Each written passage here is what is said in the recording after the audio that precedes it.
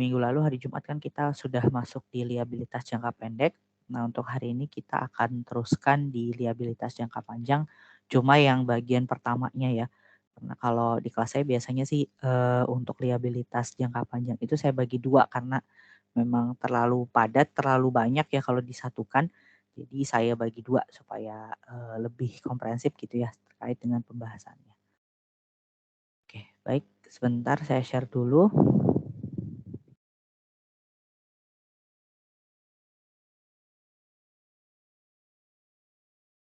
Oke, ya baik. Kita masuk ke liabilitas jangka panjang ya Bapak Ibu semuanya. Di minggu lalu kan kita masuknya di jangka pendek.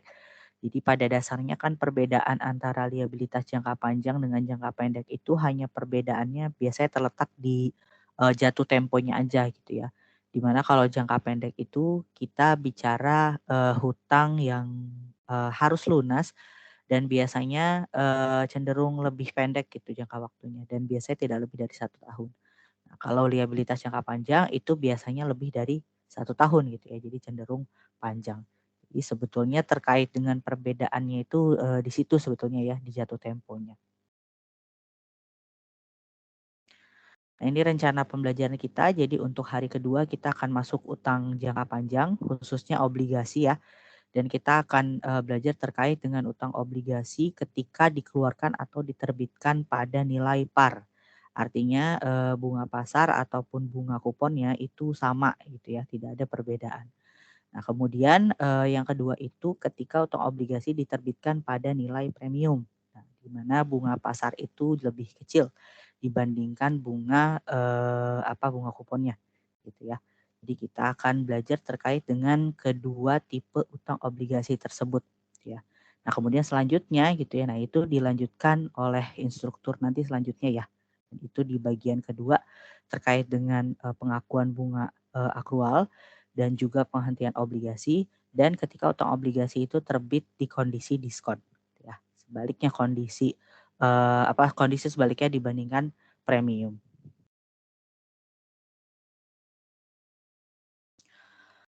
Oke, definisi liabilitas jangka panjang ya. Jadi, sama halnya dengan liabilitas jangka pendek, liabilitas itu adalah suatu kewajiban entitas ya, yang perlu diselesaikan, yang jatuh temponya itu biasanya lebih dari 1 tahun, atau lebih dari 12 bulan, ataupun lebih dari satu periode akuntansi, ya. Jadi, kita menitik beratkannya, pada jatuh temponya gitu ya, panjang pendeknya. Kemudian terkait dengan dasar pengaturan, ini ada PSAK 1 revisi 2013 tentang penyajian laporan keuangan. Lalu ada PSAK 55 terkait instrumen keuangan terkait dengan pengakuan dan pengukuran. Nah, ada beberapa jenis utang jangka panjang sebetulnya, meskipun hari ini kita fokusnya itu di utang obligasinya gitu ya. Jadi di sini ada beberapa utang yang masuk ke dalam klasifikasi utang jangka panjang kalau dilihat dari periodenya lebih dari 1 tahun. Yang pertama itu ada utang obligasi. Kemudian yang kedua ada wesel bayar. Nah, kemarin kan di dalam pembahasan utang jangka pendek pun ada wesel bayar ya. Jadi wesel bayar itu kalau dilihat dari periodenya bisa jadi dia itu masuk ke dalam klasifikasi utang jangka panjang. Kalau memang ternyata dia lebih dari 1 tahun, lebih dari 2 tahun dan seterusnya. Jadi kita bisa mengklasifikasikan wesel bayar itu menjadi bagian dari utang jangka panjang. Kemudian utang hipotek, ya utang hipotek juga termasuk, utang jangka panjang karena jaminannya itu adalah berupa properti biasanya ya, dan jangka waktunya itu biasanya nggak mungkin di bawah 1 tahun, pasti di atas 1 tahun. Makanya kita kategorikan dia sebagai utang hipotek, utang jangka panjang, sorry. Kemudian kewajiban pensiun juga termasuk, hutang jangka panjang, kemudian kewajiban leasing, nah itu juga masuk ke dalam, bagian dari utang jangka panjang.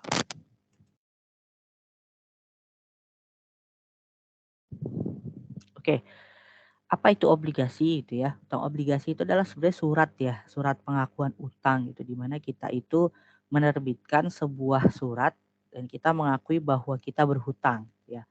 Dan dibayar dan di dalamnya itu ada perjanjian di mana kita perlu membayar bunganya secara berkala gitu ya. Dan biasanya ada tanggal tertentu yang disepakati oleh kedua belah pihak, sebenarnya bukan kedua belah pihak, tapi dari si obligasinya di situ menyatakan bahwasanya periode pembayaran bunga itu, periodenya bagaimana gitu, apakah annual atau semi annual gitu ya, atau bahkan 3 bulan sekali gitu ya. Jadi balik lagi ke dalam si obligasinya tersebut gitu menyatakannya periode pembayaran bunganya itu seperti apa. Nah, yang kemudian nanti di dalamnya itu akan ada bunga yang dinyatakan gitu ya, berapa bunga kuponnya. Kemudian nanti bunga tersebut yang akan dibandingkan dengan bunga pasar yang berlaku itu, apakah lebih besar ataukah lebih kecil atau bahkan sama. Dan nanti akan pengaruh ke dalam jumlah, uang yang kita terima pada saat awal penerbitan obligasi. Dan itu juga pengaruh terhadap nilai amortisasi dari si obligasinya gitu ya. Jadi kita perlu melihat, berapa berapa selisih gitu ya antara bunga pasar dan bunga kuponnya ya. Nah, jadi pada dasarnya obligasi itu adalah surat utang untuk kita meminjam, uang yang mana kita berjanji untuk melunasi bunganya juga.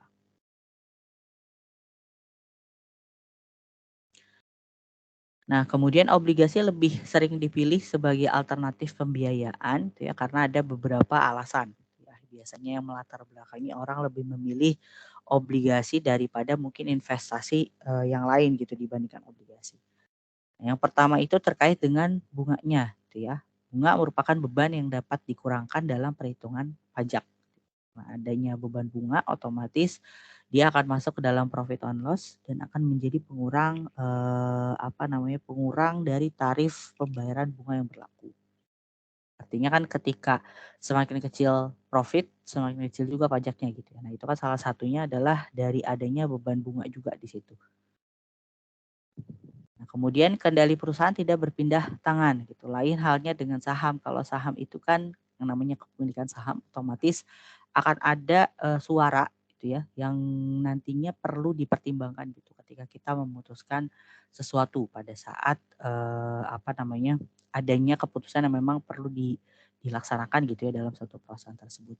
Nah, tapi kalau kita invest berupa utang obligasi, kita menerbitkan obligasi gitu ya, lalu kita meminjam, itu kan artinya tidak ada proporsi kepemilikan sama sekali yang kita berikan kepada orang lain, gitu. Artinya kan, kendali perusahaan tetap ada di tangan kita, gitu ya. Nah, kemudian suku bunga pasar mungkin lebih menguntungkan daripada harga pasar saham. Nah, jadi ketiga, kondisi ini yang biasanya dipertimbangkan, kenapa obligasi itu lebih dipilih dibandingkan saham, gitu ya.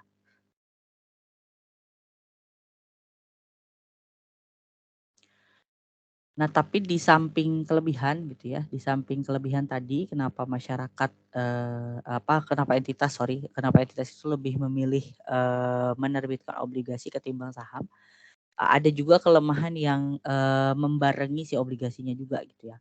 Yang pertama itu ya tetap harus bayar bunga meskipun kondisi entitas itu dalam keadaan rugi. Karena kan mau nggak mau, akad di awal itu memang hutang. Lalu, ada kesepakatan di sana untuk membayar sejumlah, pokoknya dan bunganya. Otomatis dalam kondisi apapun si entitas tersebut, bunga dan, pokoknya itu pun harus tetap dibayar. Jadi tidak melihat kondisi perusahaan tuh rugi atau untung gitu ya. Sebaliknya kalau saham itu kan biasanya dalam kondisi, profit aja gitu ya, mereka bisa membagikan dividen. Tapi ketika kondisinya rugi biasanya kan, bisa jadi mungkin nggak ada pembagian dividen di sana, ya. Nah, kemudian yang kedua, nah ini ya terkait dengan dividen. Jadi ini biasanya yang menjadi kelemahan dari obligasi itu sendiri ketika dijadikan sebagai instrumen investasi oleh beberapa entitas. Nah, ini ada beberapa jenis utang obligasi. Yang pertama ada secured bonds ya, obligasi yang ada jaminannya, lalu term bonds, obligasi yang terbit dengan satu tanggal jatuh tempo, kemudian serial bonds, obligasi yang terbit dan memiliki tanggal jatuh tempo yang berbeda-beda. Lalu ada callable bonds, yaitu obligasi yang memberikan hak kepada penerbitnya untuk menarik kembali si obligasinya dari peredaran. Lalu convertible bonds, yaitu obligasi yang bisa diubah menjadi sekuritas lain.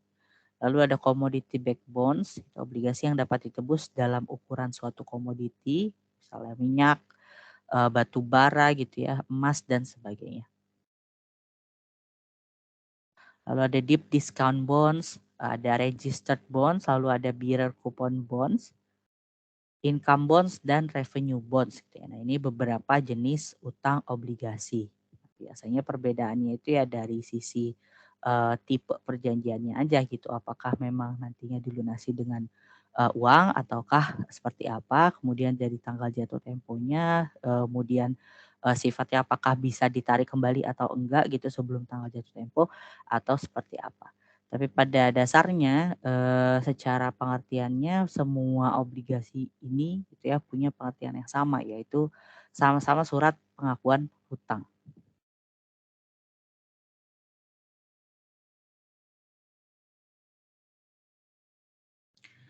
Nah, kemudian terkait pengakuan dan pengukuran utang obligasi. Ya, yang pertama, obligasi itu dicatat pada tanggal terbit atau pembeliannya serta pengakuan atas biaya emisinya. Nah, jadi pada saat terjadinya transaksi penerbitan obligasi itu kan biasanya ada biaya-biaya tertentu yang timbul ya. Yang memang mau nggak mau harus kejadian karena adanya penerbitan obligasi tersebut gitu ya. Nah, itu perlu kita akui sebagai beban penerbitan obligasi. Kemudian pengakuan atas bunga yang berlangsung selama obligasi beredar. Nah, jadi selama obligasi itu beredar, baik kondisinya itu adalah ini khususnya ketika kondisinya itu premium atau diskon, itu kan pasti akan ada pemberlakuan bunga di sana. Dan bunga yang berlaku kan bunga pasar dan bunga kuponnya. Nah, di situ akan ada selisih. Nah, otomatis kita juga perlu mengakui berapa sih selisih yang terjadi antara bunga pasar dengan bunga kuponnya, yang nantinya akan kita pertimbangkan juga atau kita perhitungkan juga sebagai bagian dari penambahan utang obligasinya. Nah, itu berlaku secara berkala ya, dan itu berlaku selama si memang obligasinya itu beredar gitu. Jadi kita tetap harus memperhitungkan bunga yang perlu kita bayarkan. Nah, kemudian amortisasi atas diskonto atau premium. Nah, ini ya tadi juga sudah sempat kita singgung. Jadi ketika adanya gap antara bunga pasar dan juga bunga kupon, nah itu akan kita simpulkan nantinya apakah dia itu diskon atau dia itu premium. Nah, jadi kondisinya ketika premium ataupun diskon itu nantinya akan ada amortisasi yang terjadi. Amortisasi terkait apa? Amortisasi terkait dengan si obligasinya. Karena ketika kondisinya itu ada gap antara kedua bunga tersebut, itu mempengaruhi besar kecilnya nilai yang kita terima di awal. Sehingga nantinya di jatuh tempo, pada saat tanggal jatuh tempo, itu nilai obligasi itu harus sama dengan nilai pada saat obligasi tersebut terbit. Saya harus sama dengan nilai yang ada tertera di dalam si obligasinya gitu ya. Nah, kemudian obligasi dicatat pada saat dihentikan dari peredarannya. Nah, kita tetap harus mencatat berapa yang dihentikan dari peredaran, berapa yang ditarik gitu ya. Untuk nantinya kita tahu gitu yang beredar itu tinggal berapa.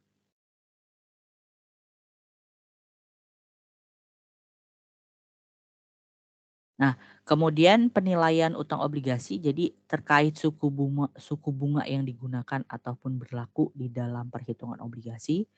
Itu ada 2 tipe bunga, ya tadi udah sering disinggung juga.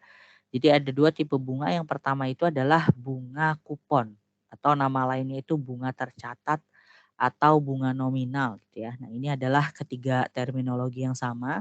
Jadi kalau mendengar ketiga istilah ini ya ini adalah intinya adalah bunga kupon gitu ya.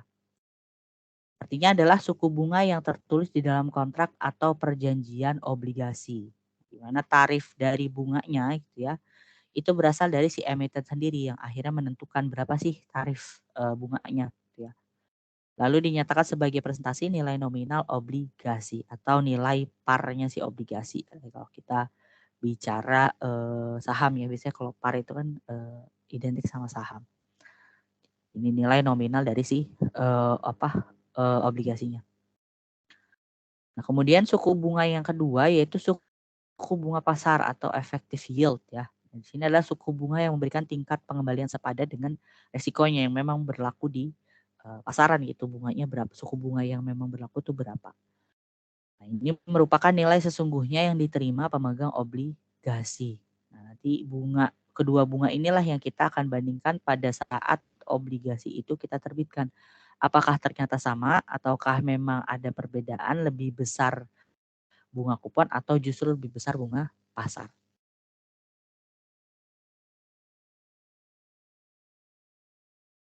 Nah, kemudian inilah kondisi ketika adanya kedua bunga tersebut ya yang di state, baik state rate atau bunga nominal tadi dan juga market rate atau bunga pasar ya. Nah, kondisinya ketika bunga obligasi itu yang pertama pada saat state rate atau bunga nominal itu sama dengan market rate atau bunga pasar, artinya obligasi ini dinilai pari. Nah, jadi kita nggak perlu menghitung lagi present value-nya dari si apa namanya, dari si obligasi tersebut tuh berapa gitu ya. Jadi langsung aja nilai yang ada di dalam kuponnya itu yang akan kita catat sebagai penerimaan pada saat awal terbitnya obligasi. Nah, kemudian kondisi yang kedua, ketika state rate atau bunga kupon itu kondisinya lebih besar daripada si market rate atau bunga pasarnya. Nah, ketika kondisinya seperti ini, itu artinya obligasi itu terbit pada premium. Ya, jadi kalau state rate atau bunga kupon lebih besar daripada bunga pasar, itu dia terbit pada nilai premium.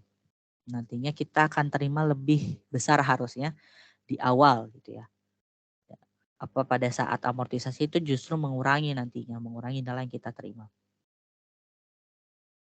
Nah, kemudian kondisi yang ketiga itu ketika state rate atau bunga kupon itu lebih kecil daripada bunga pasarnya. Nah, ketika kondisinya seperti ini, itu obligasi terbit pada diskon. Nah, kebalikannya dari kondisi yang kedua. Nah, sehingga harusnya ya gitu ya, nanti ketika dia di awal itu akan terima uang itu jauh lebih kecil daripada nilai kuponnya. Nah, nantinya amortisasinya akan menambah justru sampai di akhir jatuh tempo itu nilainya kembali sama dengan nilai kupon.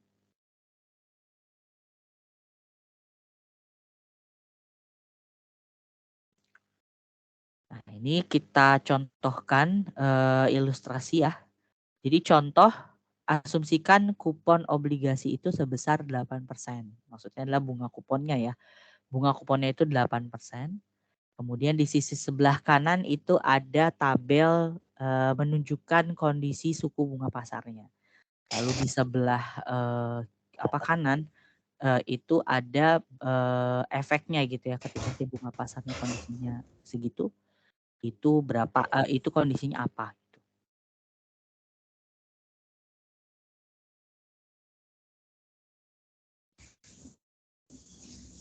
Oke.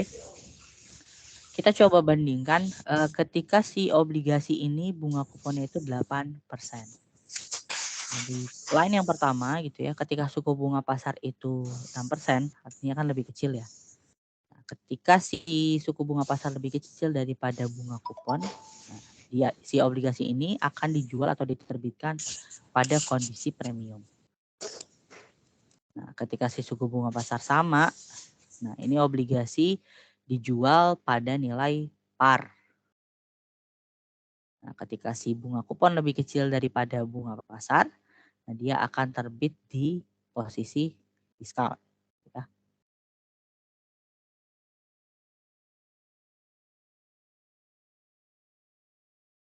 Nah, ini efeknya gitu ya. Ketika obligasi diterbitkan dengan diskon, pada kondisi diskon, jumlah yang dibayar saat jatuh tempo jauh lebih besar daripada harga penerbitan obligasi. Jadi uang yang kita terima itu akan jauh lebih kecil dari nilai kuponnya. Nah, tapi kondisinya sebaliknya ketika diterbitkan itu pada premium. Nah, ketika diterbitkannya pada posisi premium, itu nilai yang kita terima itu jauh lebih besar daripada nilai jatuh temponya. Ya, jadi apa namanya, akan mengurangi justru si amortisasinya itu nanti ke si obligasinya tersebut gitu ya.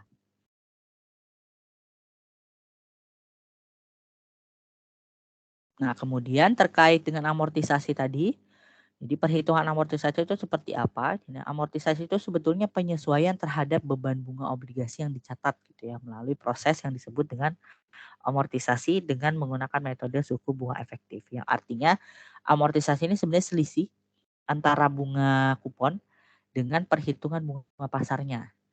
Itu kan ada selisih di situ. Nah, selisihnya nanti akan efek ke dalam si nilai yang kita terima di awal gitu secara obligasi pada saat dia terbit. Apakah dia akan mengurangi atau atau menambah, sorry. Tergantung kondisinya dia itu terbit di dalam nilai premium atau nilai diskon. Nah, kemudian terkait dengan perhitungannya, nah ini rumus untuk menghitung jumlah amortisasinya. Ya. Jadi kita akan mencari dulu beban bunga obligasinya berapa. Nah, beban bunga obligasi itu kita dapat dari nilai tercatat obligasi dikali dengan suku bunga efektif atau suku bunga pasarnya. Nah, kemudian kita akan kurangkan dia dengan pembayaran bunga obligasi. Nah, pembayaran bunga obligasi ini itu dari jumlah nominal obligasi dikali suku bunga ditetapkan. Nah, jadi kita bandingkan kedua hal ini gitu ya. Beban bunga obligasi dengan pembayaran si bunga obligasinya itu berapa. Nah, selisih antara kedua ini adalah jumlah amortisasi untuk si obligasinya.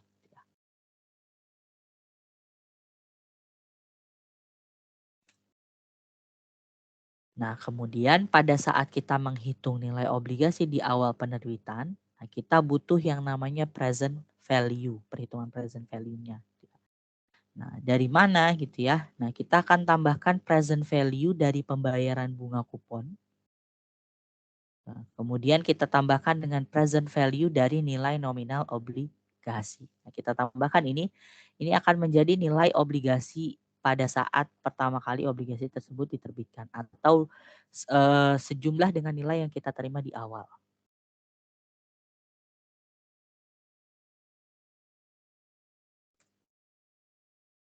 Oke, kita masuk ke contoh ya. Contoh soal obligasi di sini ada PT AAA menerbitkan obligasi senilai 5 juta rupiah tertanggal 1 Januari 2012. Kemudian jatuh tempo dalam waktu 4 tahun dengan kupon 8% yang dibayarkan setiap tanggal 1 Januari. Nah, untuk kasus yang pertama, kita diminta untuk menghitung jurnal akuntansi untuk membuat jurnal akuntansi jika suku bunga pasar itu 8%. Artinya kan bunga kupon tadi 8% di sini ya. Lalu bunga pasar 8% juga, artinya si obligasi ini terbit pada nilai par. Nah, kemudian untuk kasus yang kedua, kita diminta untuk menghitung jurnal akuntansi jika suku bunga pasar adalah 6%. Pasarnya lebih kecil daripada bunga kupon, artinya obligasi ini terbit pada posisi premium. Nah, lalu kasus yang ketiga, nah ini kasus yang ketiga akan dibahas di besok di pertemuan selanjutnya ya, harusnya dengan instruktur selanjutnya. Jadi jurnal akuntansi jika suku bunga pasarnya itu 10%, jadi lebih besar daripada bunga kupon.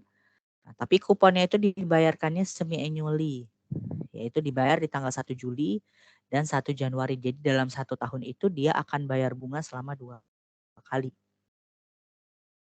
Nah, kalau yang nomor 1 dan 2 ini, kita kan bayarnya hanya 1 kali ya. Nah, jadi ada perbedaan kondisi pembayaran bunganya di situ ya. Oke, kita akan masuk ke kasus yang pertama contohnya ya. Jadi di sini perhitungan obligasi pada nilai pari. Di mana tadi suku bunga pasarnya itu 8% dan suku bunga kuponnya itu juga sama-sama 8%. Nah, di sini kita coba jabarkan dulu gitu ya. Tadi kan periodenya 4 tahun. Jadi kita tulis di sini N-nya itu adalah 4 tahun. N itu adalah periodenya ya. Periode jatuh tempo dari si obligasinya. Jadi N sama dengan 4. Kemudian untuk I ini adalah bunga pasar. Bunga pasarnya itu tadi 8% juga. Nah, kemudian ini 5 juta adalah nilai dari obligasinya tadi 5 juta. Nah, kemudian Ini rentangnya di intervalnya itu adalah setahun sekali. Jadi kan tadi awal terbit di Januari 2012, lalu selanjutnya di 2013, 14, 15 gitu ya, dan 16. Nah, lalu 400.000 ini adalah bunga yang dihitung dari nilai prosentase bunga kupon. Tadi bunga kupon 8%, kita kalikan dengan 5 juta. Nah, artinya kan setiap tahun bunga yang harus dibayarkan itu adalah 400.000 rupiah.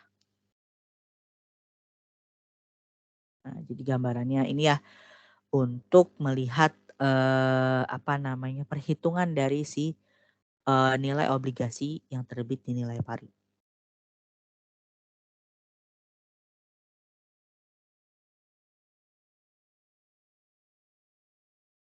Kita masuk ke contoh. Nah, tadi kan saya sudah sempat singgung bahwasanya ketika obligasi itu terbit di nilai pari, artinya kita sebenarnya nggak perlu menghitung present value-nya lagi ya, karena dia pasti yang kita terima itu adalah ya 5 juta. Tadi kan nilai obligasinya 5 juta, karena bunga pasar dan bunga kuponnya itu sama, ya sudah berarti yang kita terima akan tetap 5 juta. Tapi ini sebagai proof gitu ya, bahwasanya ketika kita mempresent value-kan nilai nominal dan juga mempresent value-kan si pembayaran kupon, itu dia akan tetap sama, hasilnya adalah 5 juta.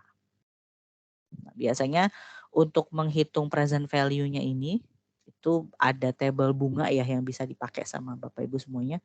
Kalau memang Bapak Ibu punya silahkan digunakan gitu untuk tabel bunganya. Tapi kalau misalnya nggak ada, silahkan pakai kalkulator yang yang kalkulator sains itu ya. Nah, itu bisa pakai itu. Nah, rumusnya akan tetap sama seperti ini, baik nilai bunganya itu baik nilai bunga pasar dan nilai kuponnya itu berbeda. Rumus untuk mempresent value-kan si nilai nominal dengan pembayaran kupon itu akan tetap seperti ini. Seperti ini dalam arti sama secara rumusnya ya, tapi secara angkanya ya disesuaikan dengan si kondisi bunganya. Nah, jadi untuk mempresent value-kan nilai nominal, dia akan dikalikan kita akan mengalihkan nilai obligasi yang ada di dalam kupon dikalikan dengan 1/1 ditambah bunga pasarnya dipangkatkan dengan periode dari si obligasinya. Tadi kan 4 tahun ya. 4 tahun. Nah, atau periode pembayaran bunga gitu selama umur si obligasinya itu dia pembayaran bunganya berapa kali. Nah, dipangkatkan dengan itu. Lalu dikalikan, nah ini hasilnya adalah 3.675.149. Ini bunga pasarnya kan tadi 0,8 ya. Lalu periodenya 4 tahun. Dan kebetulan pembayaran bunganya juga dia setiap tahun sekali, berarti kan artinya pembayaran bunganya memang cuma 4 kali gitu ya. 4 tahun berarti 4 kali bayar bunga. Nah, kemudian present value pembayaran kupon. Nah, ini 400.000 dari tadi ya, dari nilai nominal dikalikan dengan presentasi bunga kupon. Nah, itu kan setiap tahunnya tadi 400.000 ya. Nah, lalu kita kalikan dengan present value-nya. Present value-nya adalah 1 dikurangi 1 ditambah bunga pasar, lalu dipangkatkan dengan periode pembayaran bunganya dia berapa kali, tapi diminuskan ya. Lalu dibagi dengan persentase bunga pasar. Ini hasilnya 1.324.851. Nah, ketika kita sudah ketemu present value nilai nominal dan present value pembayaran kupon, nah kita bisa tambahkan dia gitu ya. Nah, ketika ditambahkan itulah nilai yang akan kita terima gitu di awal atau sebagai nilai awal terbit obligasi. 5 juta ya. Dia akan sama ya. Karena kondisinya beban bunga dengan bunga kupon rate-nya gitu ya dengan rate bunga pasarnya itu sama. Nah, jadi harga jual obligasi itu akan sama. Nah, inilah yang tadi saya mention ketika si obligasi itu terbit di nilai pari, sebenarnya kita nggak perlu mempresent value-kan lagi karena nilai terbitnya itu pasti sama. Oke, baik Bapak Ibu semuanya karena sudah adzan maghrib ya, kita break dulu, istirahat dulu untuk sholat maghrib. Nanti kita balik lagi di jam seperti biasa di jam 18.45 ya Bapak Ibu semuanya. Kita akan lanjutkan lagi materi kita. Terima kasih Bapak Ibu semuanya. Selamat sore.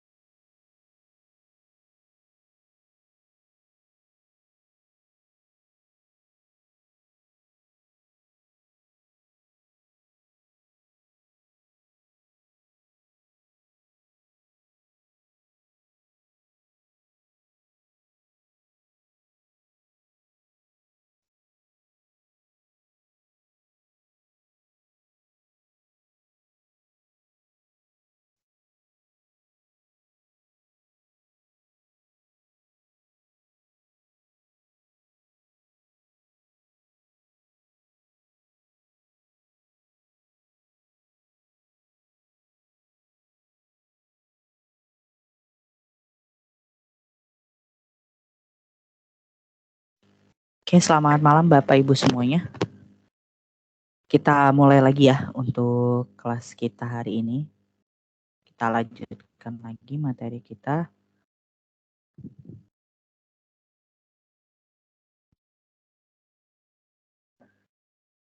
Baik, tadi kita sampai di perhitungan obligasi pada nilai par ya. Jadi kesimpulannya ketika obligasi itu terbit dengan kondisi bunga pasar sama dengan bunga kupon, artinya kita tidak perlu menghitung lagi sebetulnya secara present value-nya berapa. Jadi nilai yang tertera di dalam kuponnya itu adalah yang akan kita terima gitu di awal ya. Atau menjadi harga jual si obligasi itu pada saat penerbitan.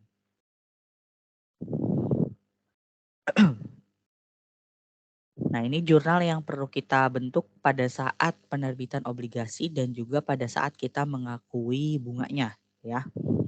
Nah, yang pertama di tanggal 1 Januari 2012, ini pada saat penerbitan awal obligasi kita jurnal seperti biasa kas ya, debit karena kita ada terima uang. Di kreditnya adalah utang obligasi yaitu sebesar 5 juta rupiah atau sebesar nilai obligasinya.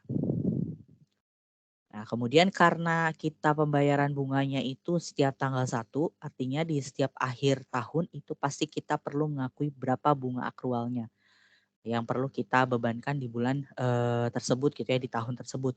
Nah, artinya kita perlu membuat jurnal penyesuaian yaitu terkait dengan utang bunga obligasinya. Nah, karena di sini tadi kondisinya itu nilai bunga pasarnya itu sama dengan bunga kupon, berarti untuk penambahan utang obligasinya nggak ada, hanya sekedar beban bunga dan juga utang bunga obligasinya. Nah, ini jurnalnya beban bunga obligasi pada utang bunga obligasi sebesar 400.000. Barulah di tanggal 1 Januari 2013, nah kita ada pembayaran dari bunganya, barulah kita jurnal utang bunga obligasi di debit dan kas di kredit sebesar Rp400.000. Seperti itu ya, untuk obligasi yang terbit dinilai par.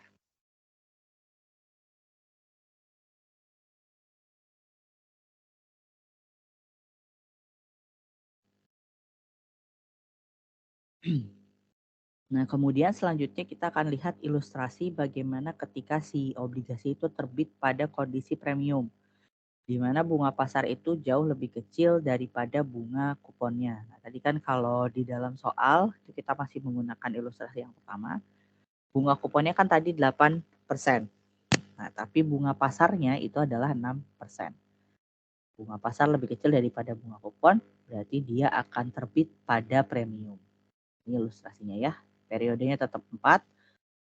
Kemudian untuk bunga yang nantinya akan dibayarkan itu tetap 400.000. Lalu ini bunga pasarnya. Nah, sama halnya tadi ketika kita terbit pada nilai pari. Nah, ketika si obligasi itu terbit di premium, nah kita juga perlu menghitung berapa present value nilai nominal dan pembayaran kuponnya. Nah, caranya sama ya. Jadi tadi untuk mempresent value-kan jadi 1 dibanding 1 tambah bunga pasar. Nah, bunga pasar tadi 0,6. Lalu periode pembayaran bunganya tadi sama 4 kali juga ya karena 4 tahun. Jadi dia bayar bunganya adalah annually. Lalu dikalikan dengan nilai si kuponnya. Nah, untuk present value nilai nominalnya adalah 3.960.468. Nah, kemudian kita juga perlu mempresent value-kan pembayaran bunga kuponnya. Jadi kan 400.000 ya untuk bunga kuponnya, kemudian kita masukkan present value-nya masih sama. 1 dikurangi 1 tambah bunga pasar 0,06, lalu dipangkatkan dengan minus periode pembayaran bunganya berapa kali? 4 ya. Lalu dibandingkan dengan 0,06. Hasilnya present value dari pembayaran kupon adalah 1.386.42.000. Nah, ketika ditambahkan hasilnya itu adalah 5.346.510. Ini yang tadi sempat saya mention ya. Jadi ketika obligasi itu terbit pada nilai premium, nah nilai obligasinya, nilai jualnya atau nilai yang akan kita terima di awal itu akan lebih besar daripada nilai kuponnya itu sendiri. Kuponnya kan 5 juta ya. Nah, tapi uang yang akan kita terima di awal itu akan lebih besar daripada nilai jatuh temponya. Nah, ini kan nilai jatuh tempo ya. Jatuh temponya akan sama dengan nilai kupon di awal. Ya akan lebih besar. Jadi kita akan terima uang sebesar 5.346 sekian. Nah, karena ada selisih antara nilai nominal obligasi dengan si nilai jual obligasinya, nah maka kita perlu memperhitungkan berapa sih nilai amortisasinya supaya nantinya itu nilai buku obligasi itu akan balik lagi seperti semula ya. Nah, tadi untuk menghitung amortisasi kita akan menyelisihkan antara bunga dibayar dengan beban bunga. Nah, bedanya apa? Bunga dibayar itu ya pure dari bunga kupon dikalikan dengan nilai si obligasinya gitu, di si nilai kupon obligasinya gitu yaitu 5 juta rupiah. Nah, tadi kan bunganya itu 8%, kita kalikan dengan 5 juta rupiah. Nah, ini bunga yang dibayarnya adalah 400.000. Nah, supaya lebih memudahkan kita bisa membuat tabel amortisasi ini gitu ya, supaya nantinya sih kita bisa mengkontrol lah. Kita bisa melihat trackingnya untuk di tahun kedua itu berapa gitu ya, ketiga sampai dengan tahun terakhir. Nah, ini kita taruh 1 Januari 2012 lalu kita masukkan tanggalnya itu selama 4 tahun ya. Nah, di sini kan berarti 4 tahun itu sampai dengan 1 Januari 2016. Nah, untuk di tanggal 1 Januari, nah kita masukkan dulu nilai buku obligasi pada saat awal. Tadi sesuai dengan perhitungan present value yang sudah dilakukan di sini ya, yaitu 5.346.510. Nah, ini akan menjadi nilai awal. Nah, kemudian untuk bunga dibayar ini akan tetap sama ya, karena sifatnya dari bunga kupon dikalikan dengan nilai nominal obligasi. Jadi di posisi atau kolom bunga dibayar ini akan selalu sama. Jadi Rp400.000 sampai dengan akhir tahun keempat. Nah, untuk beban bunga, beban bunga ini adalah bunga pasar dikalikan dengan nilai buku obligasi di setiap tahunnya. Nah, jadi untuk tahun yang pertama, untuk tahun 2013 ya, awal 2013. Nah, ini adalah 6% dikalikan dengan nilai buku obligasi di akhir tahun 2012. Nah, berarti dikalikan dengan 5.346.510. Hasilnya 320.791. Nah, kemudian untuk 1 Januari 2014 beban bunganya ini adalah rate bunga pasar itu dikalikan dengan nilai buku akhir tahun 2013. Nah, berarti dikalikan dengan ini. Nah, begitupun seterusnya sampai dengan akhir tahun keempat. Nah, kemudian untuk premium amortisasinya, nah ini adalah selisih antara bunga dibayar dengan beban bunga. Selisihnya berapa? Nah, yang ditaruh di dalam kolom premium diamortisasi. Nah, kemudian nilai amortisasi inilah yang nantinya akan dikurangkan secara berkala, karena ini kondisinya premium ya. Berarti dia akan mengurangkan nilai buku obligasi secara berkala sampai dengan akhir tahun sampai nilainya itu kembali menjadi 5 juta rupiah. Nah, idealnya harusnya di tahun terakhir itu dia akan balik lagi ke nilai nominal si obligasinya 5 juta. Ya, seperti itu. Nah, jadi ini nilai buku obligasinya adalah 5.346.510 dikurangi ini, lalu ini dikurangi ini, kemudian 5.183 dikurangi 89, 5.094 dikurangi 94, sampai dengan dia berakhir di tahun keempat, nilainya kembali menjadi 5 juta rupiah. Nah, jadi tabel ini sama ya balik lagi untuk memudahkan kalau misalnya memang dirasa tidak perlu membuat tabel amortisasi ya monggo gitu ya. Mungkin lebih mudah menghitung sendiri. Tapi kalau saya pribadi lebih mudah seperti ini gitu ya karena kita bisa mengontrol dan langsung bisa ngelihat gitu perubahannya setiap tahun itu akan berapa.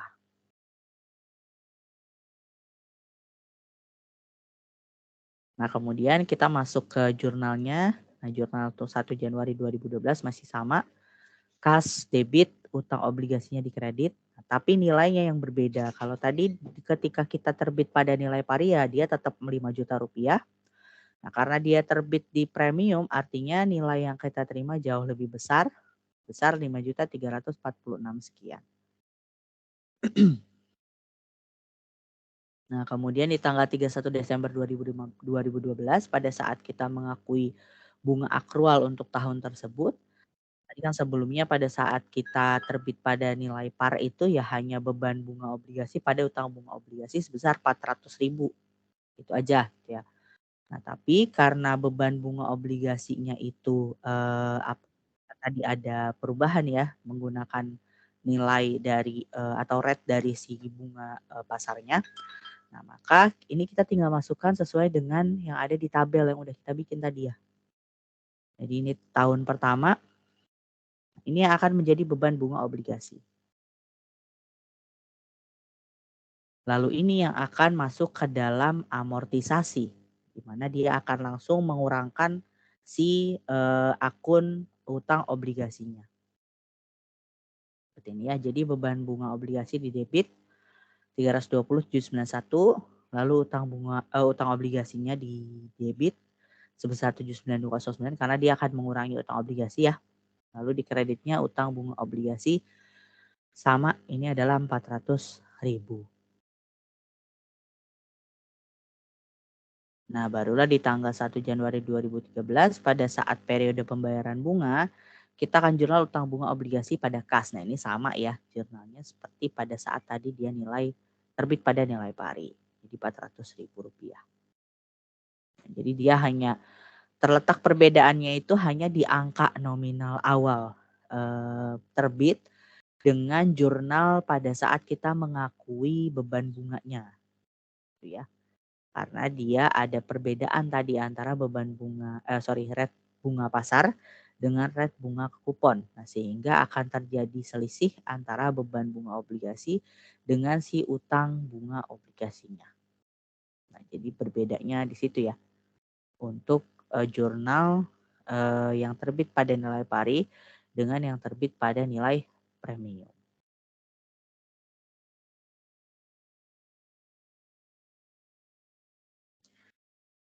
Oke, itu ya, materi kita hari ini untuk obligasi pertama, untuk liabilitas jangka panjang yang pertama, terkait obligasi yang terbit di nilai pari dan obligasi yang terbit pada nilai premium.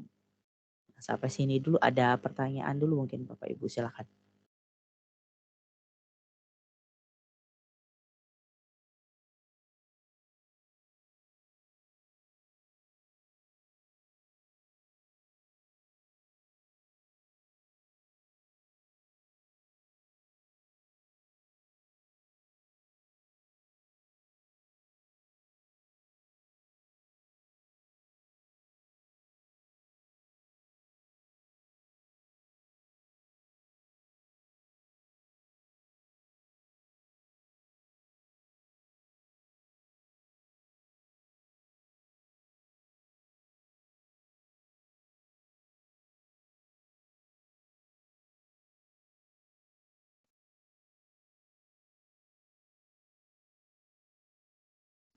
Oke, baik, kalau belum ada mungkin kita langsung masuk ke latihan soal ya Bapak Ibu untuk obligasi premium dan juga yang terbit di nilai pari.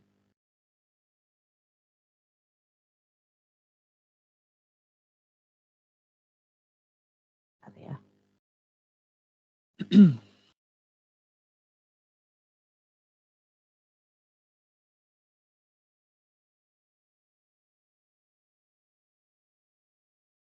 Oke, ini soalnya saya copy paste ke sini ya.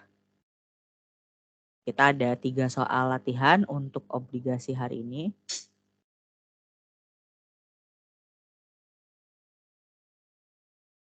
Nah, kita ke yang pertama dulu.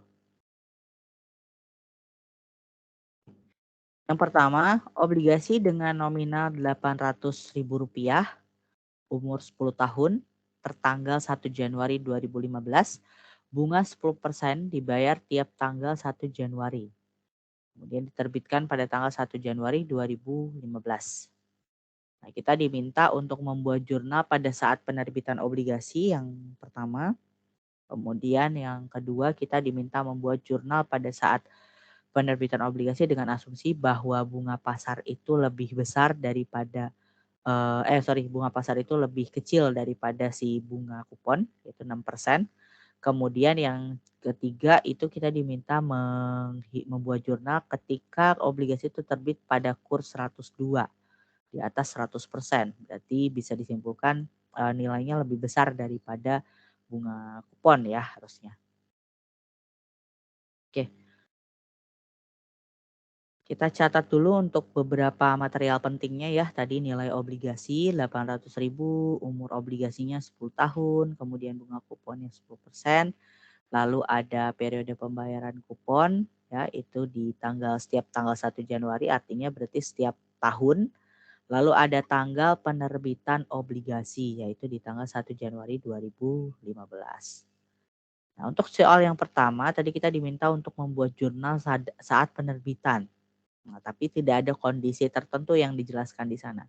Berarti kita asumsikan bahwa di soal yang A, kondisi bunga kupon dan bunga pasar itu adalah sama. Berarti dia terbit pada nilai par. Ya.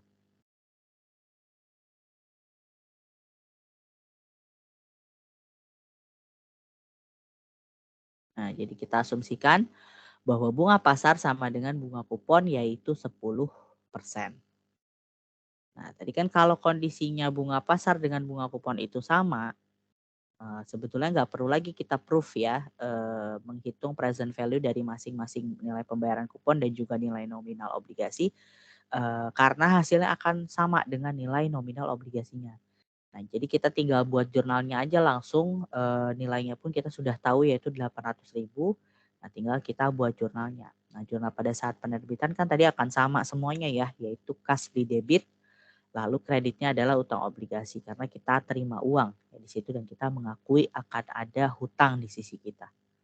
Nah, jadi jurnal yang akan dibentuk untuk soal yang A di soal yang pertama tanggal 1 Januari 2015 adalah kas pada utang obligasi sebesar Rp800.000.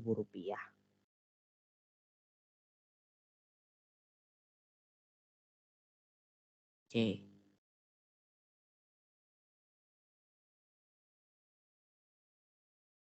Nah, kemudian kondisi yang B sekarang, kondisi yang B itu kita diminta membuat jurnal penerbitan tetapi dengan asumsi bahwa bunga pasar adalah 6%. Nah, berarti dia lebih kecil daripada bunga kupon, berarti sudah bisa disimpulkan bahwa obligasi ini terbit pada kondisi premium. Ya.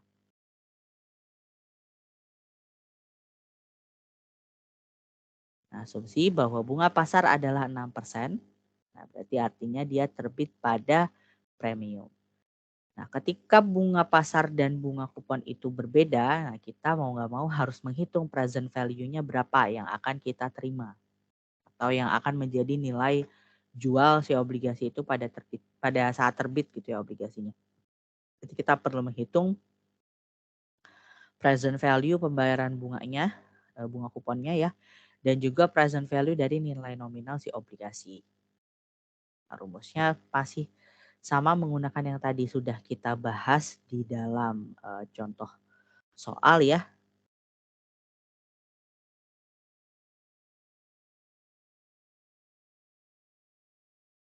Ini kok hilang.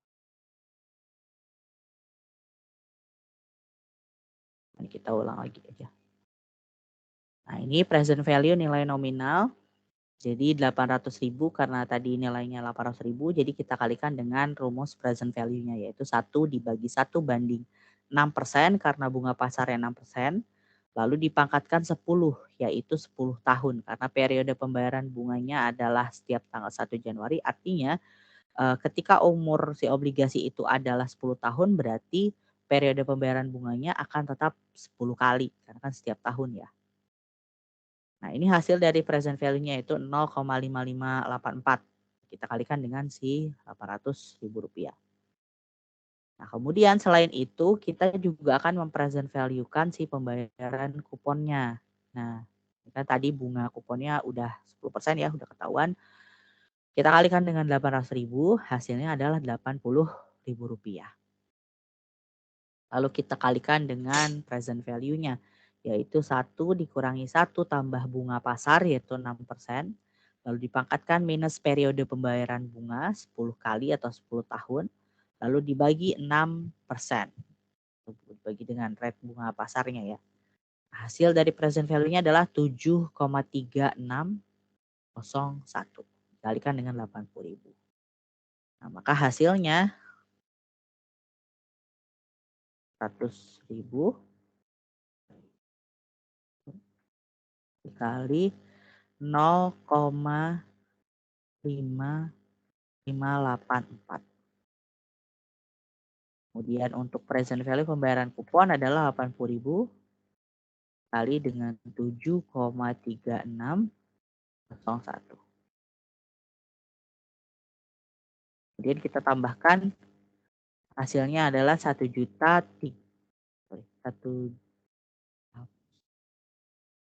hasilnya 1.035.528. Nah, inilah yang akan menjadi nilai penerbitan obligasi atau kas yang akan kita terima di awal pada saat penerbitan.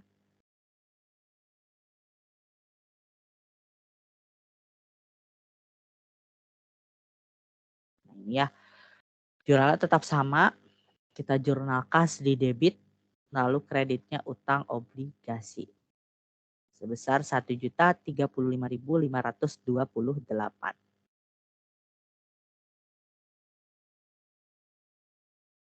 Oke.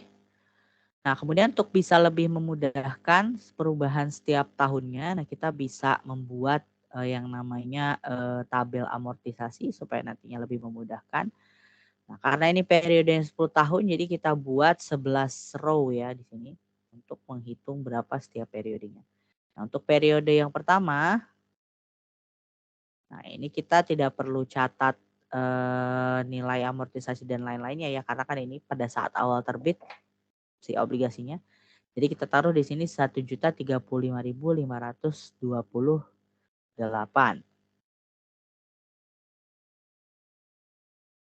Nah, kemudian kita coba pasang tahunnya ya. Nah, ini 10 kali. Nah, untuk bunga dibayarkan itu pasti sama, yaitu diperoleh dari bunga kupon dikalikan dengan nilai nominal si obligasi. Tadi kan 800.000 untuk nilai nominalnya.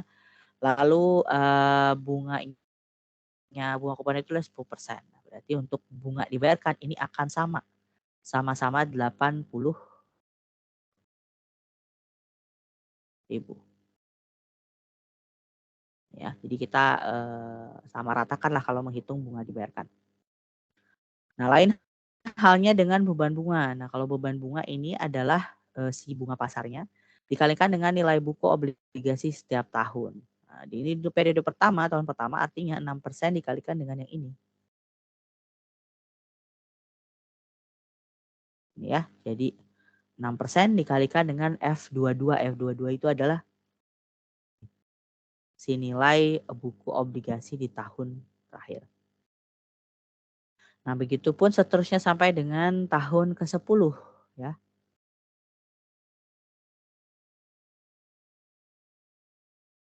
Nah, ini jadi 6% dikalikan yang ini, lalu hasilnya 6% dikalikan dengan yang ini sampai dengan tahun ke-10. Nah, barulah di dalam nilai amortisasi kita akan menghitung berapa amortisasinya, yaitu selisih antara bunga dibayarkan dengan beban bunga. Nah, ini ya.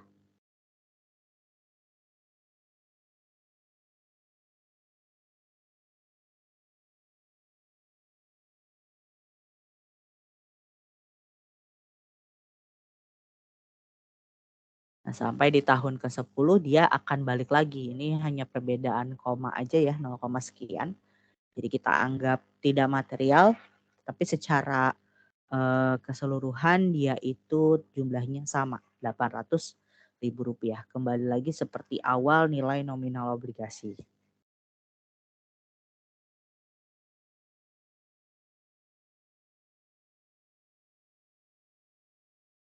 Ya. Nah, kemudian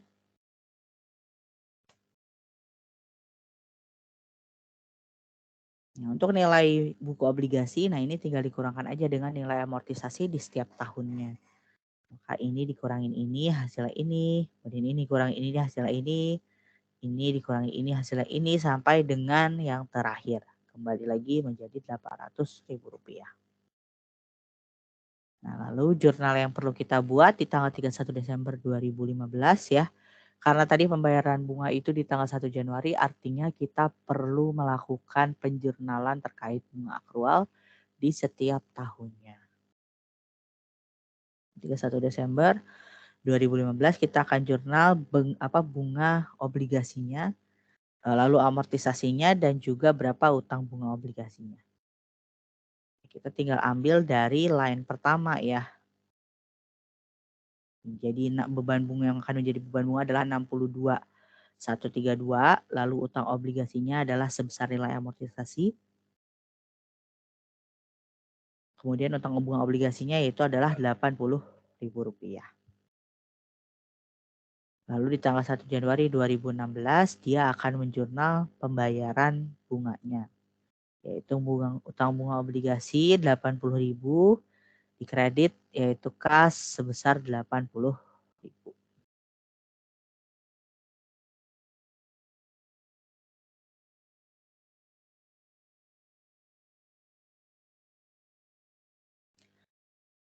Nah, kemudian kondisi yang C. Yang C itu kita diminta membuat jurnal ketika obligasi itu terbit pada kurs 102. Nah, ketika yang diketahui itu adalah kurs, kita tidak perlu lagi mempresent value-kan sebetulnya. Jadi kita tinggal menghitung berapa nilai penerbitan si obligasinya itu hanya dengan mengalihkan kurs dengan nilai nominal obligasi. Ya.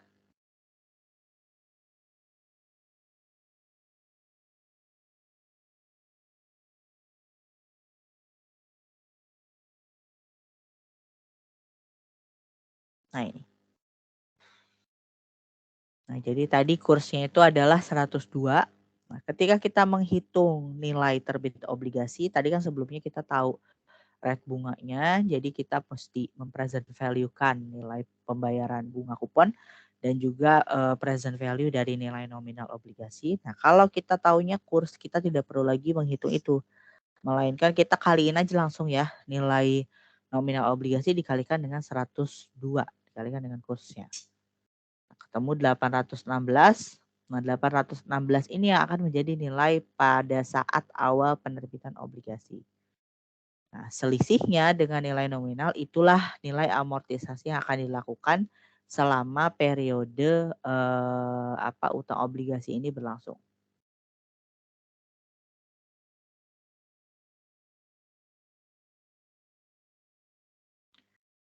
Nah, kemudian nilai amortisasi 10 tahunnya adalah 816, ini dari nilai setelah kurs tadi dikurangi dengan Rp800.000. Nilai nominal obligasinya ya.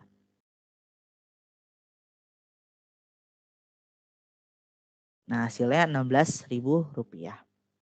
Inilah amortisasi yang akan dialokasikan selama 10 tahun ke depan.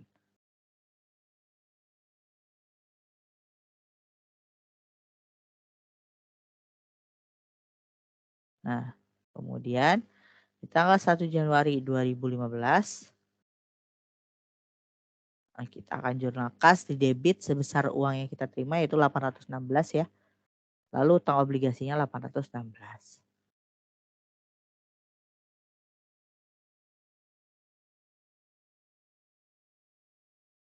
Nah, sama halnya dengan tadi kita juga perlu membuat tabel amortisasi. Nah, cuma tabel amortisasinya ini ada sedikit berbeda ya. Dalam arti beban bunga dibayarkan, beban bunga dan nilai amortisasinya itu akan sama. Nah, untuk bunga dibayarkan tetap 80.000, tapi untuk beban bunganya, nah ini kan tadi adalah hasil selisih ya. Justru kebalikannya dengan si bunga dibayarkan dengan nilai amortisasi. Karena kita belum tahu beban bunganya berapa, tapi yang kita ketahui adalah bunga dibayarkan dan juga nilai amortisasi. Nah, untuk amortisasi kita bagi aja langsung dengan nilai total amortisasi selama 10 tahun. Ini kita bagi selama 10 tahun. Berarti setiap tahun yang amortisasi yang terjadi adalah 1.600. Nah, barulah setelah nilai amortisasi dan bunga dibayarkan itu ketahuan, nah kita bisa menghitung beban bunganya, yaitu beban dibayarkan, nah kemudian dikurangi 1.600. Nah, hasilnya 78.400 sama semua ya. Seperti itu. Jadi ketika kita menghitung nilai obligasi dengan kita ketahui kursnya, nah, untuk beban bunga dan nilai amortisasi itu akan tetap sama dari awal sampai dengan akhir.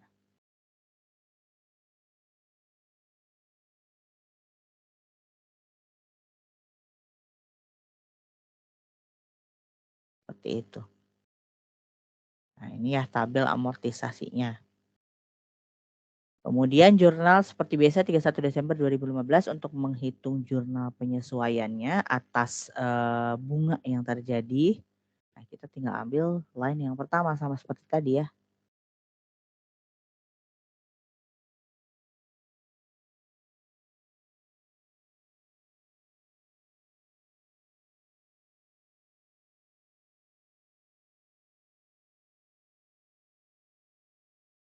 Beban bunga 78 ya, kita ambil langsung dari sini. Kemudian utang bunga obligasi 1.600 kita ambil dari amortisasi. Lalu utang bunga obligasi 80.000 kita ambil dari sini. Nah, kemudian barulah setelah itu kita bisa mengakui utang bunga obligasi dan juga pembayaran dari bunganya. Itu utang bunga obligasi debit 80.000 pada kas kredit 80.000. Seperti itu ya.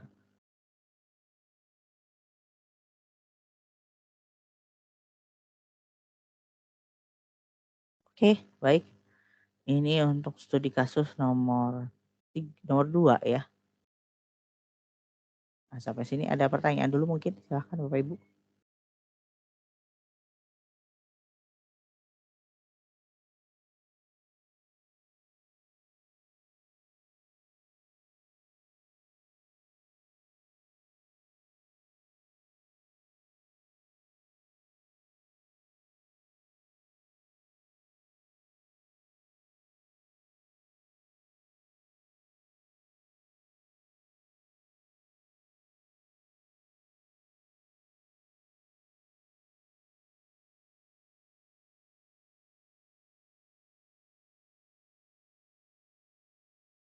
Oke, belum ada ya.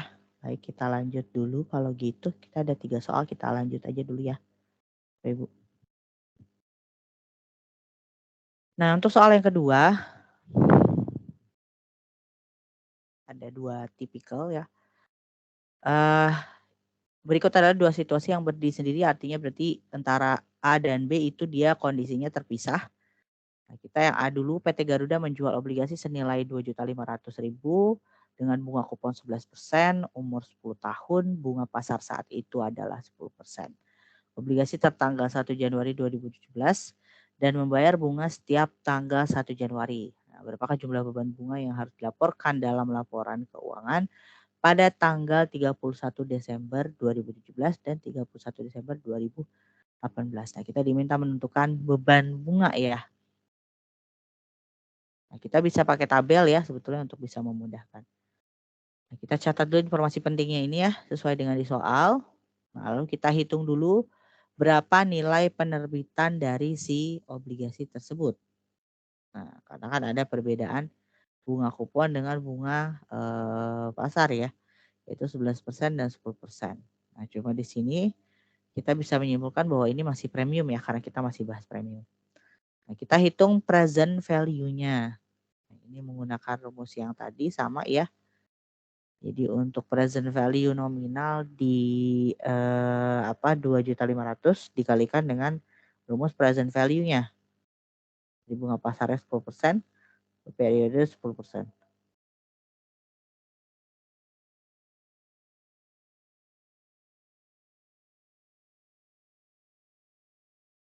Nah, ini present value-nya hasilnya dari nilai nominal adalah 963.850. Lalu untuk present value bunga kuponnya adalah 1.689.756. Nah, ini masih sama ya. Jadi 2.500, 2.500.000 dari nilai kupon, lalu 275 itu dari 11% dikalikan dengan 2.500.000 rupiah. Nah, inilah nilai dari penerbitan obligasi atau uang yang kita terima ya sebesar 2.653.606. Inilah uang yang akan kita terima.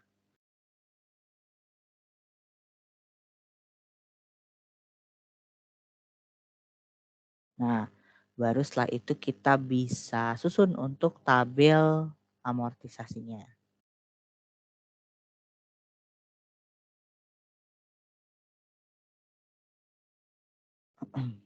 Seperti ini ya. Sama seperti tadi untuk bunga dibayarkan dia akan tetap sama yaitu 275 karena dari 11% dikalikan dengan nilai nominal obligasi. Jadi 275 semuanya dari awal sampai akhir. Lalu beban bunga itu adalah rate bunga pasar dikalikan dengan nilai buku obligasi setiap tahun terakhirnya. Lalu amortisasi adalah selisih dari bunga dibayarkan dan bunga hutang.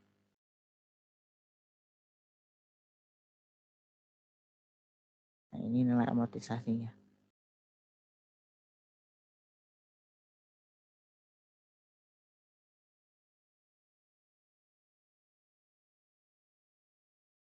Nah, dari sini kita bisa melihat ya. Tadi kan kita diminta untuk menentukan beban bunga di tanggal 31 Desember 2017 dan 2018. Tanggal penerbitan itu kan 2017. Nah, otomatis di tahun terakhir 2017 adalah terletak di periode yang pertama ya. Karena ini nilai akhir tahun 2017. Kemudian yang kedua adalah akhir tahun 2018. Nah, berarti bisa disimpulkan beban bunganya adalah yang ini. Untuk 2017 adalah 265.361, untuk 2018 adalah 264.397. Nah, jurnalnya di tanggal 31 Desember 2017 dan 31 Desember 2018 adalah seperti ini ya. Jadi beban bunga obligasi, debit utang bunga obligasi, debit, nah 265 ya, jadi ikut yang pertama. Lalu utang obligasinya adalah senilai nilai amortisasi 9.639. Lalu utang bunga obligasinya adalah 275. Nah, untuk 31 Desember 2018 kita ambil row yang kedua ya. Beban bunga 264.397, utang obligasi 10.000, senilai amortisasi, lalu utang bunga obligasi adalah 275. Seperti itu. Nah, ini untuk case yang A di soal yang kedua ya, PT Garuda. Nah, untuk kondisi soal yang kedua ya. PT Elang menerbitkan obligasi 600.000 dengan bunga kupon 9%, umurnya 10 tahun, pada 31 Desember 2017. Nilai ini memberi hasil 8% atau bunga pasarnya 8% ya. Lalu bunga dibayar setiap tanggal 31 Desember. Lalu berapakah jumlah yang harus dicatat sebagai utang bunga pada tanggal 31 Desember 2018?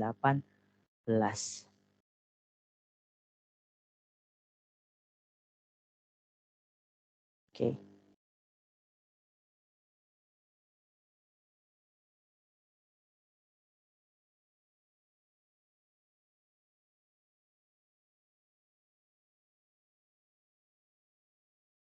Nah, ini keterangan untuk soal PT Elang ya. Nilai obligasi, umur obligasi, bunga kupon, lalu bunga pasar, tanggal terbit, periode pembayaran. Nah, sama ya seperti sebelumnya.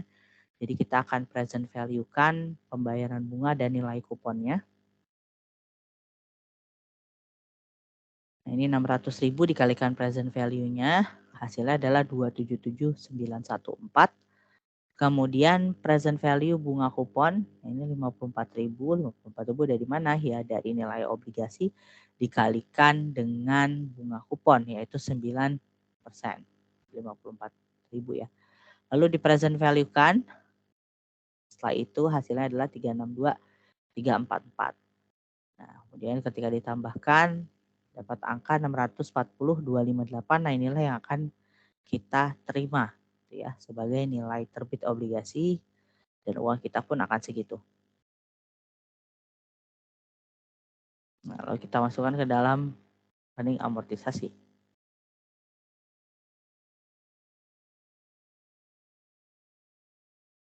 Ini 640.258 kita langsung taruh di present value awal.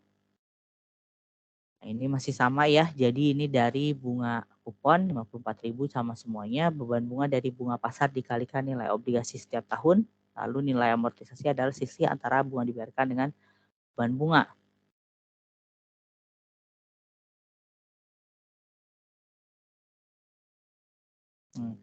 Inilah yang akan menjadi beban bunga di tahun 2018. Karena tadi kan terbitnya di 31 Desember 2017. Berarti kan mulai pertama kalinya itu adalah di Januari 2018 ya. Nah, sehingga yang akan kita catat atau yang akan kita gunakan adalah data di row pertama, yaitu di akhir tahun 2018.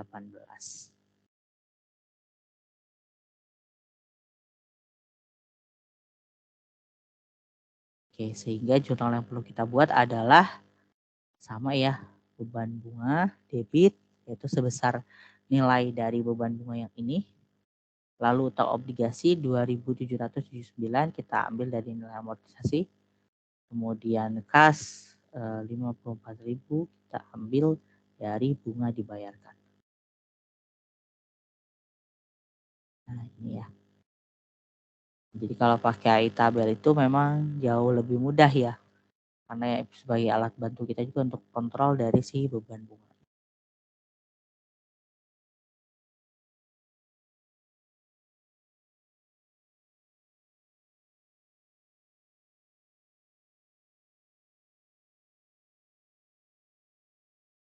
Oke. Itu adalah pembahasan soal yang kedua ya. Baik A maupun yang B. Kita bahas satu lagi ya Bapak Ibu. Ada 3 soal, satu soal lagi. Nah, satu soal lagi yaitu pada 1 Januari 2007, PT ABC menerbitkan obligasi umur 20 tahun dengan nilai nominal 800.000 dan bunga kupon 10%. Obligasi ini terbit pada kurs 107.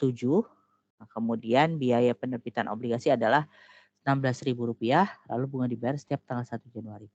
Lalu kita diminta membuat jurnal yang perlu dibuat atas penerbitan obligasi, pembebanan bunga, dan juga pembayaran bunga.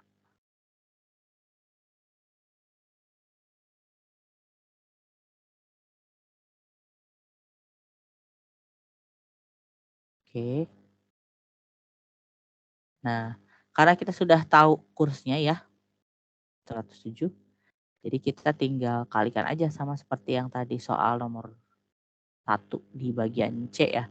Itu kita tinggal kalikan dengan kursnya. Jadi nilai nominal obligasi kita kalikan dengan 107%. Hasilnya adalah 856.000.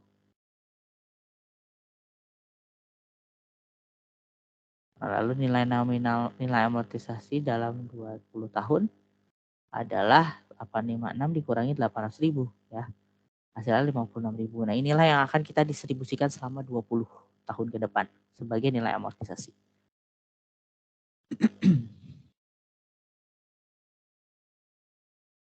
Nah, kita bikin tabelnya ya sebagai alat bantu.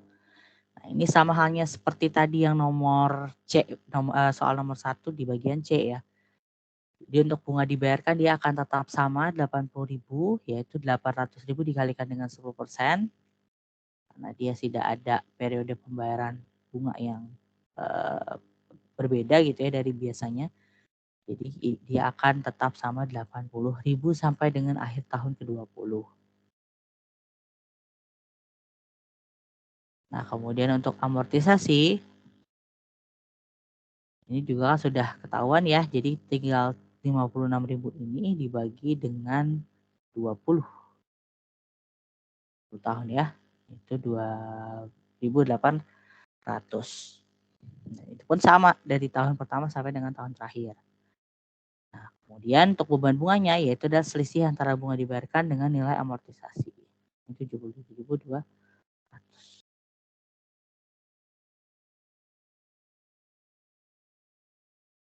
Nah, begitulah sampai dengan akhir tahun 2000 akhir tahun ke-20 ya. Nah, kita diminta untuk membuat jurnalnya pada saat penerbitan ya di tanggal 1 Januari 2017.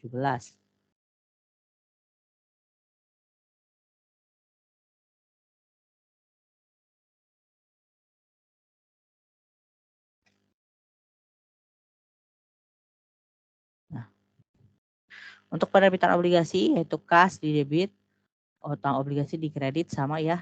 Cuma angkanya masukin yang sudah kita hitung dengan kursnya tadi ya, yaitu Rp856.000.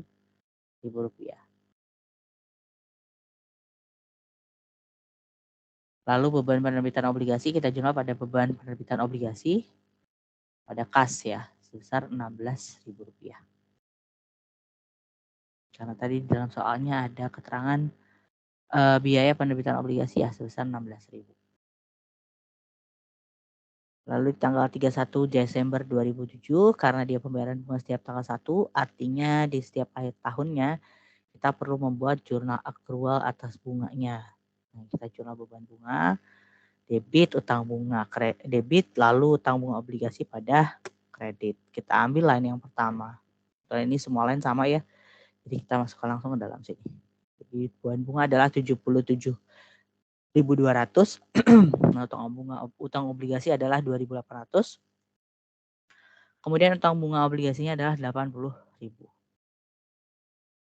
Nah, lalu di tanggal 1 Januari 2008 dia akan membuat sebuah jurnal yaitu dari utang bunga obligasinya yaitu sebesar Rp80.000 ya.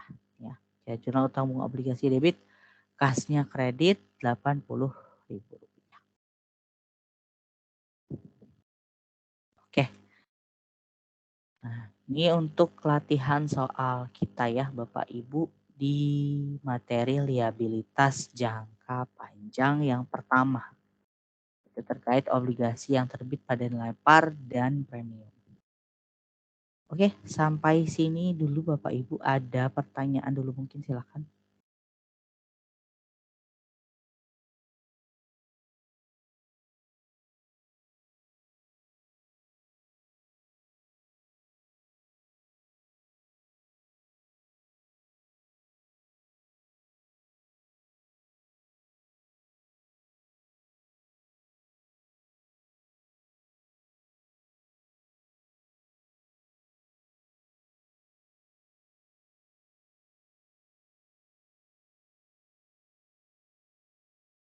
Baik, belum ada pertanyaan ya untuk obligasi obligasi yang pertama. Berarti kalau sudah tidak ada pembahasan kita baik materi ataupun latihan soal sudah selesai ya Bapak Ibu. Nanti untuk pembahasan soal, PowerPoint dan juga contoh latihan soalnya tadi itu akan saya kirimkan ke admin yang nanti akan didistribute ke Bapak Ibu semuanya. Seperti biasa ya. Oke. Kalau begitu kelas kita sudah selesai ya Bapak Ibu.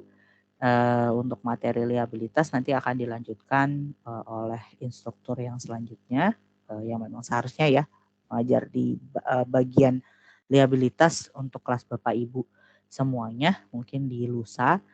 Nanti mungkin bisa diinfokan juga kepada instruktur yang nantinya akan mengisi kelas ya bahwasanya terakhir itu sampai dengan obligasi premium. Lalu nanti bisa dilanjutkan obligasi diskonto ya maksudnya terbit pada nilai diskon dan juga pengakuan bunga akrual dan penghentiannya yang perlu kita bahas gitu ya seperti apa. Oke, Bapak Ibu semuanya kalau begitu bisa kita tutup ya untuk kelas kita hari ini. Terima kasih atas kehadiran dan perhatiannya Bapak Ibu semuanya. Semoga apa yang saya sampaikan bisa dimengerti dengan jelas ya. Kalaupun misalnya memang ada beberapa hal yang mungkin kurang jelas, nanti mungkin bisa ditanyakan kembali kepada instruktur yang selanjutnya. Mungkin bisa lebih dipahami gitu ya Bapak Ibu semuanya. Oke, kalau begitu kita tutup. Terima kasih banyak Bapak Ibu semuanya. Wassalamualaikum warahmatullahi wabarakatuh. Selamat malam Bapak Ibu semuanya. Sampai ketemu di kelas lain kali mungkin ya. Terima kasih. Terima kasih. Malam Bu Suci. Selamat malam Bapak Ibu semuanya. Terima kasih.